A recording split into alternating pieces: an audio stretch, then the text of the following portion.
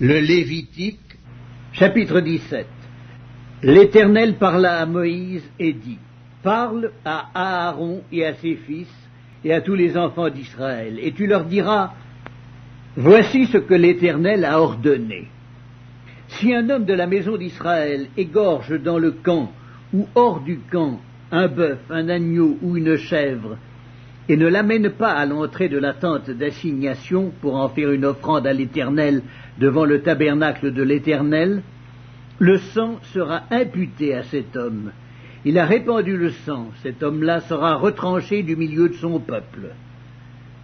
C'est afin que les enfants d'Israël, au lieu de sacrifier leurs victimes dans les champs, les amènent au sacrificateur devant l'Éternel à l'entrée de la tente d'assignation, et qu'il les offre à l'Éternel en sacrifice d'action de grâce. Le sacrificateur en répandra le sang sur l'autel de l'Éternel à l'entrée de la tente d'assignation, et il brûlera la graisse, qui sera d'une agréable odeur à l'Éternel. Ils n'offriront plus leurs sacrifices aux boucs avec lesquels ils se prostituent. Ce sera une loi perpétuelle pour eux et pour leurs descendants. Tu leur diras donc, si un homme de la maison d'Israël ou des étrangers qui séjournent au milieu d'eux offre un holocauste ou une victime et ne l'amène pas à l'entrée de la tente d'assignation pour l'offrir en sacrifice à l'Éternel, cet homme-là sera retranché de son peuple. Si un homme de la maison d'Israël ou des étrangers qui séjournent au milieu d'eux mange du sang d'une espèce quelconque, je tournerai ma face contre celui qui mange le sang, et je le retrancherai du milieu de son peuple. Car l'âme de la chair est dans le sang. Je vous l'ai donné sur l'autel, afin qu'il servît d'expiation pour vos âmes, car c'est par l'âme que le sang fait l'expiation.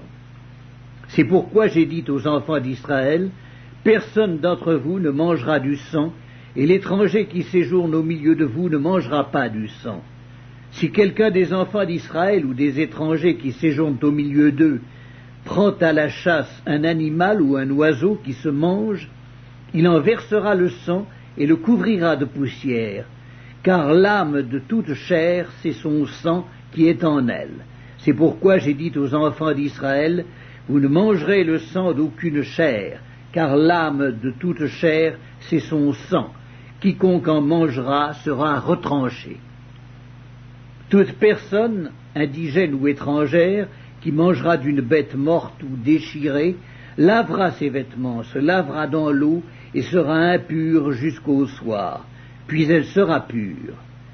Si elle ne lave pas ses vêtements et ne lave pas son corps, elle portera la peine de sa faute.